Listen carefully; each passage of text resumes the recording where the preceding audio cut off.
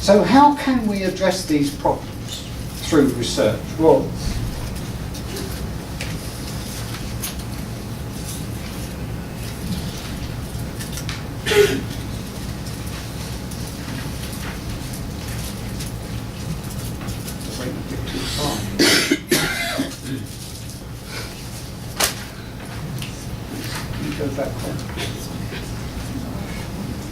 I've put up a website, and those of you with Wi-Fi access and got a computer can access this. Under Spirit Release Therapy, research proposals.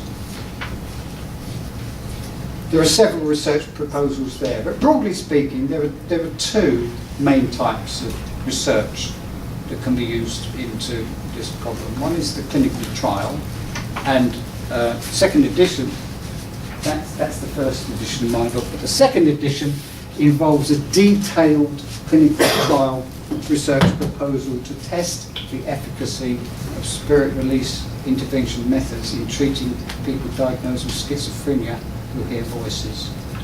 So the proposal is there, and that has been sent to various institutions for their consideration. But it's the other type of research that I want to talk to you about today, and that's the epidemiological study. It takes time, it takes the willing participation of practitioners. So how does it work?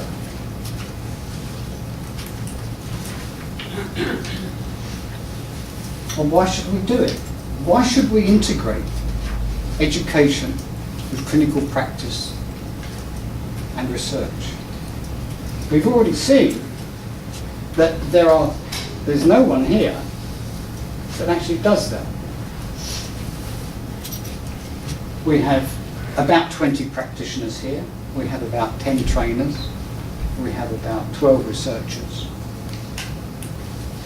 And we have about 6 people who've experienced. So integration, a pragmatic approach of bringing these facets together into a cohesive whole, where trainers, practitioners and researchers cooperate with each other, communicate with each other, share data with each other, present their findings and teach others how to deal with it. Over a period of time, the amount of information that can be collected from a group of practitioners, and the information that can be extrapolated from the experiences of people is potentially enormous. We really don't know what we're going to discover. And I just want to read a quote from what I've written here, just to give you an idea. So if you'll forgive me for quoting from my own work. It's in psychiatric and clinical psychology case histories where the subjective experiences of clients, patients, suffering from all the maladies of the mind and emotions may be found and analysed. Edward Kelly, a modern supporter of the pioneering work of 19th century researcher Frederick Myers, suggests how case histories, individual case histories, can be used for scientific research.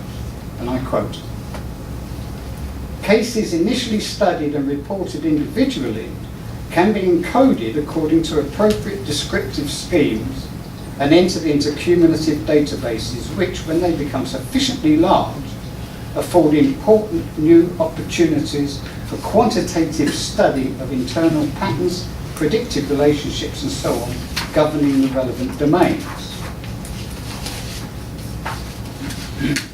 So we can generate a database of cases where the principal characteristics are noted, and that provides us with the quantitative platform for continued research at a qualitative level.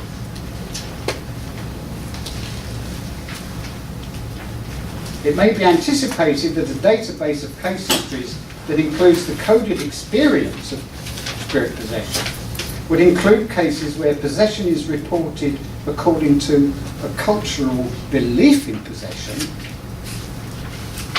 but a successful remedy, for example pharmacology, reveals that the belief was false.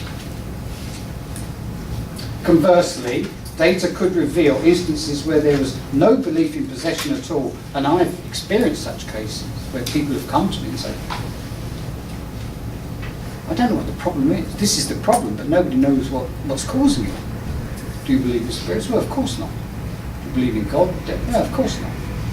And yet it's discovered that there's a spirit at work. So where there was no belief in possession at all, and yet a successful intervention reveals a case of genuine spirit possession. In other words, it doesn't matter what we believe. What's important is what's really happening beyond the belief. It's these cases that will provide the most valuable information on the experience rather than the belief, if such cases were reported. This proposition requires a more open-minded approach and would demand that observers and therapists suspend their own beliefs and simply follow the patient to explore, discover and report exactly what it is that they're experiencing.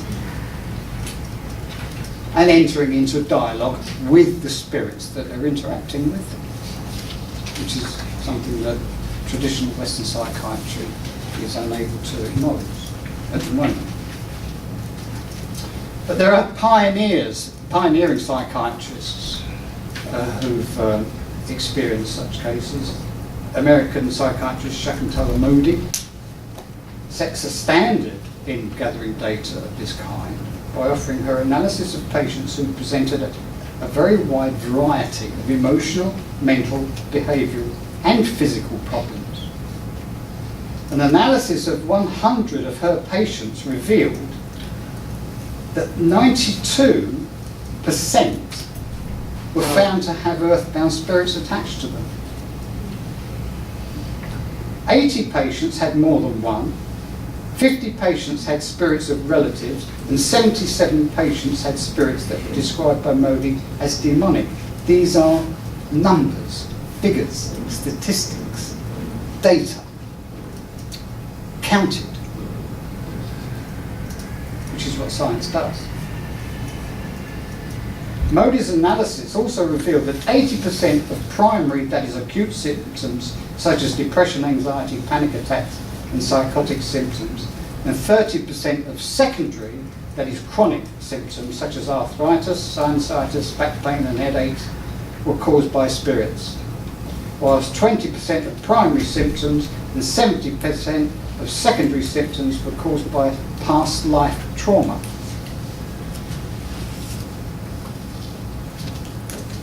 So here we have an American psychiatrist who sets the standard for us.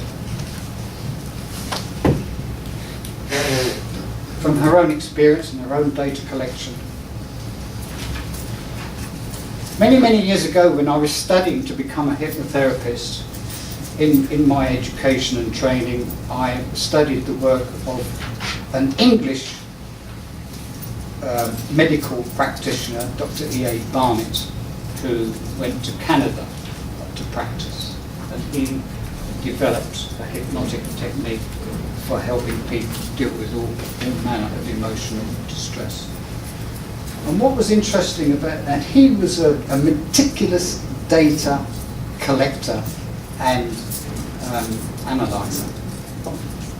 And in his book about the analytic hypnosis, he was honest enough to declare that only 23% of his work was successful. Which is unusual, isn't it? Because normally people publish about their work claiming the success. But he admitted that 23% of his work was successful, the remainder was not. And one of the principal factors that prevented his work from being successful was what he called the hostile ego. What he deemed to be a facet of the personality that was antagonistic to healing. Well, that doesn't really make sense, does it? Because who really doesn't want to be healed? It goes against the therapeutic process. And he couldn't explain it. So I embarked upon my career in hypnotherapy with the knowledge that my success was going to be limited. But I didn't understand the hostile ego until one day I was confronted by a woman who asked me for help, and I said, "What's the problem?" And she said, "I have this unexplained anger. I have terrible bouts of rage for no apparent reason, and I just want to kill people." She said, "It's really embarrassing, because when I go out with my friends and I'm socialising, I start going, can you help me?" And I said, "I don't really know. Let's see if we can investigate." So I used hypnosis, got her into a trance to I could find out the cause of this. And one minute, I'm sat opposite an intelligent, educated, peaceful woman. And the next minute, I've got a person opposite who wants to kill me. Threw me completely. So I said, "Who are you?" And the voice went absolutely mad. It went crazy with rage. To say, "Who am I? How dare you question me? How dare you? Who are you to ask me who I am?" This was a powerful, angry figure whose authority had never been questioned, whose identity had never been questioned, and I had no idea how to deal with it, none at all. So I said, I found a way to gracefully retreat and said, "I'd like to speak with you again if I may, but at a later date." And she resumed her normal peaceful personality. And she said, "What was all that about?" And I said, that's your angry part. I need to go away and learn about this and find out how to deal with it.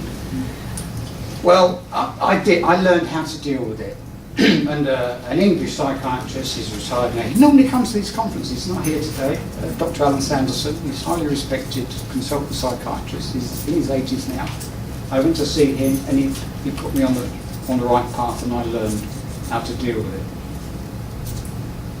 And I went through the process of relieving this woman of this possessing spirit.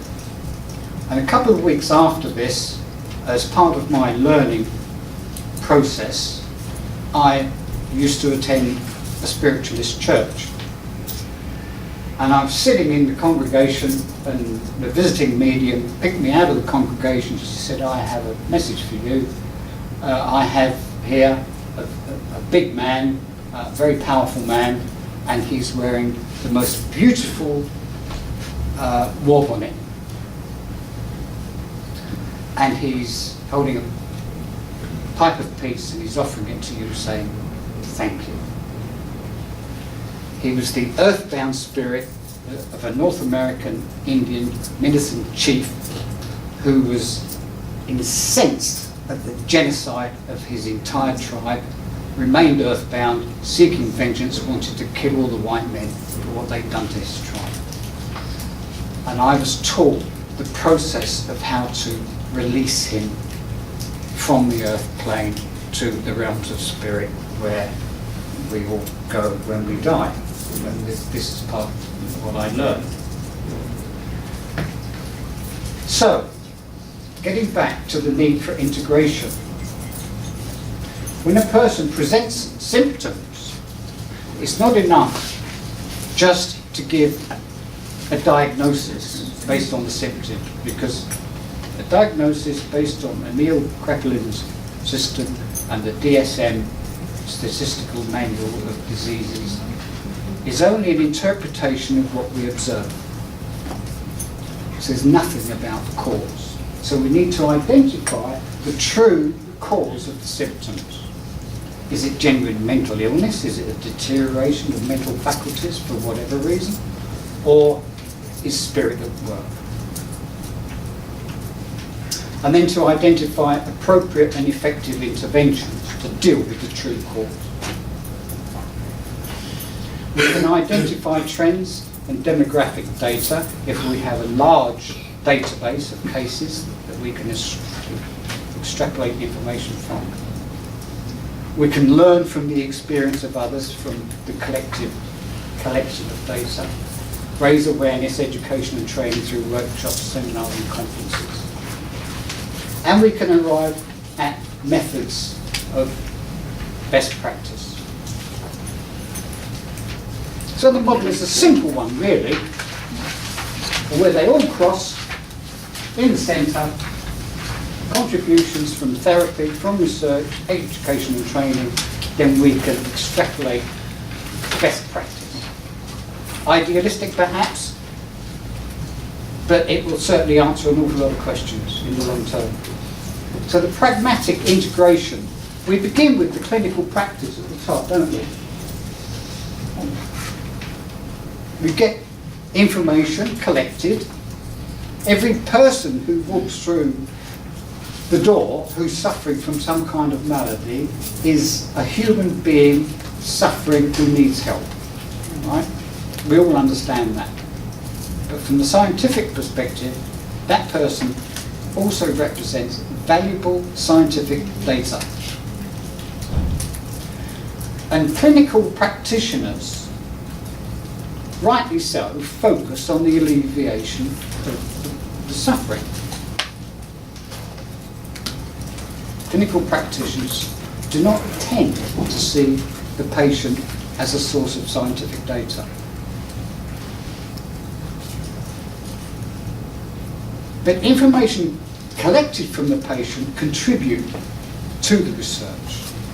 So those dedicated researchers take that data. They don't have to know the name or the identity of the person. It's anonymous, completely anonymous.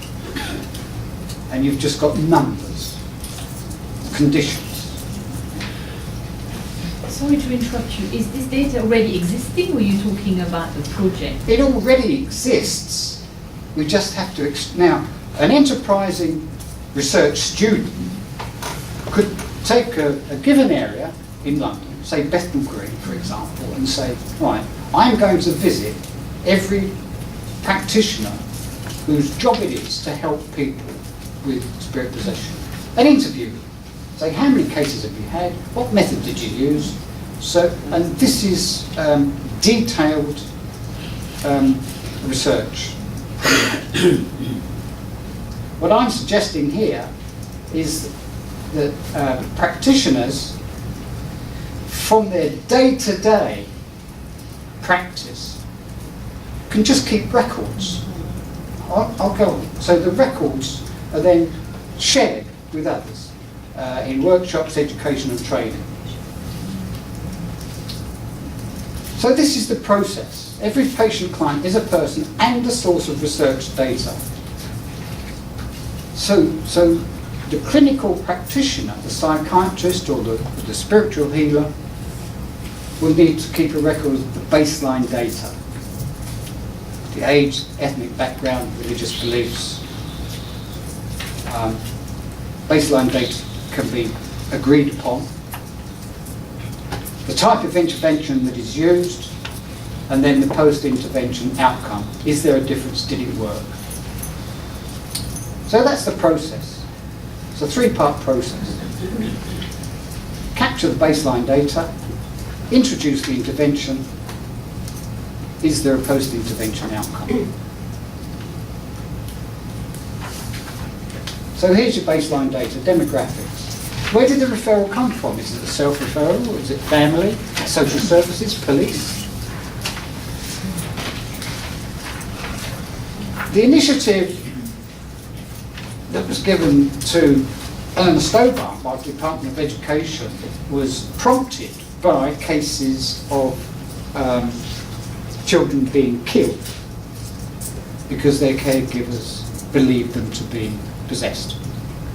So those cases came from the police referrals. But anyone can refer. So I would not like to see a research project that's